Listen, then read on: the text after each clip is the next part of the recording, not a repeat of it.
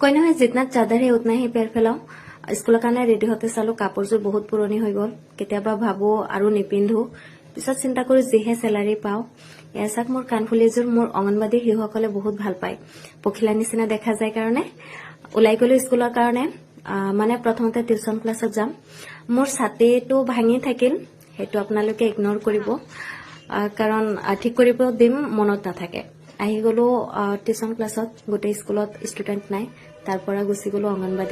অঙ্গনবাদী ছুটি হোৱাৰ পিছত ঘৰলৈ উভতিলো মাজতে ভিডিঅ' কৰা নহল পাহৰি থাকিলো আহি ৰিচাদক পোনপ্ৰথমতে এনেকে তিয়হ নিমখ মহাই দিছো সি বহুত ভাল পায় তিয়হ খাই তাৰ পিছত চালো পাকঘৰৰ অৱস্থা আৰু ৰুমৰ অৱস্থা এনেকুৱা হৈ আছিল